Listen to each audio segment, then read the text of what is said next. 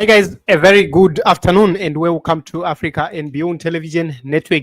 We are looking at what's happening in the nation Mozambique without fear, without a favor.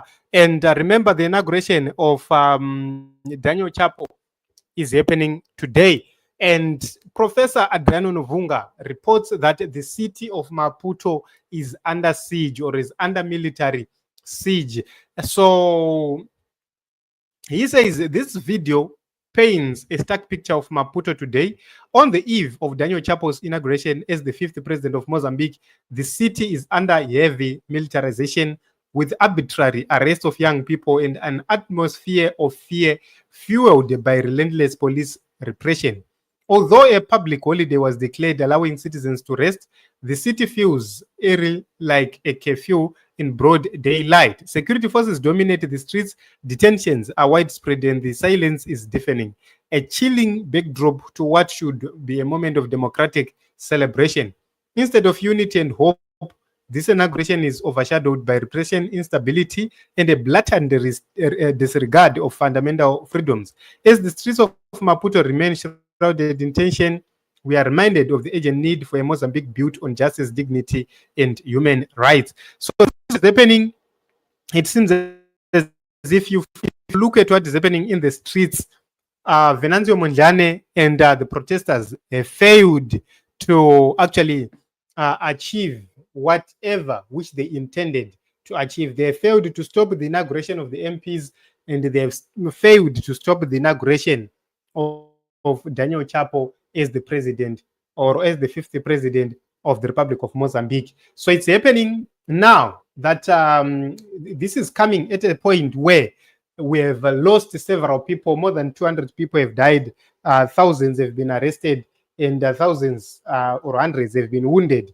And the economy is likely to collapse at this point in time. We've seen or we have witnessed mass lootings happening in the past weeks, and they were led and necessitated by the military. The same military is now siding with the Frelimo regime, and they are all over the place. Marvin says SADC chairperson did not even bother to attend. It was not wise for him to do so, but given the security situation right there, it seems as if the protesters have been overshadowed. Or maybe Venancio does have another plan. We do not know. We will be waiting to see what is going to happen going forward. Remember, the inauguration is today, and handover takeover is officially happened between the previous government and the current government or the incoming government. What it means is Venancio will be utilizing his last options, and if he fails to utilize those last options, what it means is he will be completely out of the picture and is likely going to be arrested. That is the likelihood. That is a position which might happen. So if he survives or if he leaves, they are likely going to arrest him, or he will have to flee again into exile.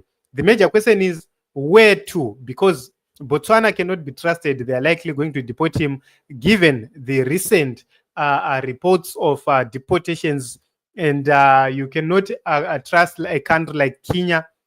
We have seen so many deportations and abductions of political leaders from other countries. Recently, the Tanzanian political leader was abducted in Kenya. The Ugandan political leader was abducted in Kenya again. South Africa is siding 100% with Frelimo, which means Venancio won't be safe to be in South Africa. So it's something which is very, very important to note. Zimbabwe is a non-starter. So we will continue to watch and see. But from now, from what we have, we have a total closure of Mozambique, and protests are seeming to be useless at this point in time, because they've resulted in deaths, they've resulted in destruction of property, they have not achieved the real goal. This is what we have said several times to say, any protest must have a clear agenda and a clear timeline. If you want to have an effective protest, you must have a clear agenda. You must have a clear timeline. Look at what happened in Kenya.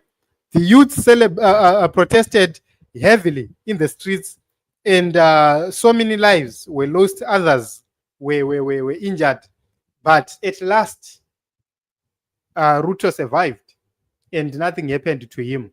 They are continuing to oppress others and to do whatever they want. That is the same situation right there in Mozambique. It seems as if these leaders, they've mastered this art of repression, and they know that no matter how much you protest in the streets, as long as there is no threat to their palaces, as long as there is no threat to their seats of power, then they will continue to do whatever they want. The days where the protests started, that is when the president of Mozambique then had to leave Maputo, and he was airlifted from Maputo to a safe place.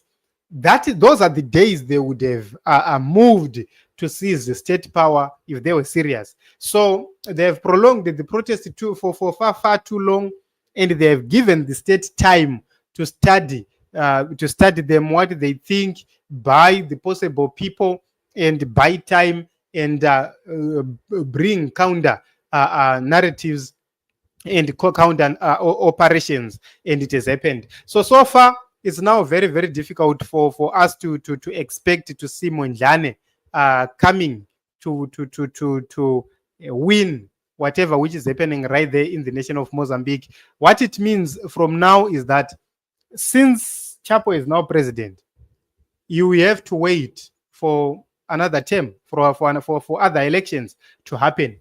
And the major question is, will he be in Mozambique? Will he be forming his own political party? Those are critical questions at this point in time. And because of disappointment, because of arrest, because of deaths, it's likely that the people will not like to continue working with somebody without a clear timeline and a clear plan. The people of Mozambique were ready, but the leader himself was not giving instructions enough to actually do the right thing. So if you have the backing of the people, you need to utilize that backing to your own advantage, because these people, they will never hand over power. By the time the Constitutional Council announced the results, if they wanted to have a clear action plan, they could have acted. But he announced that he was waiting for the 15th to be sworn in as president, but it seems as if it has failed. But however, we cannot say it's over until it's over. We will be waiting to see the response of Venancio Mondlane and his supporters.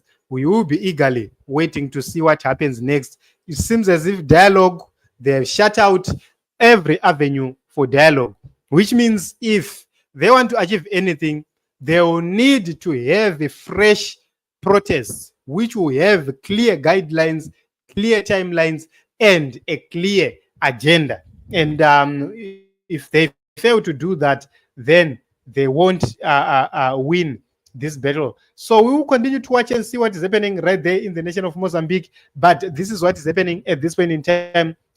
Daniel Chapo inauguration seems to have happened with less resistance. Thank you very much, everyone, for coming, and let us meet in other episodes and other broadcasts.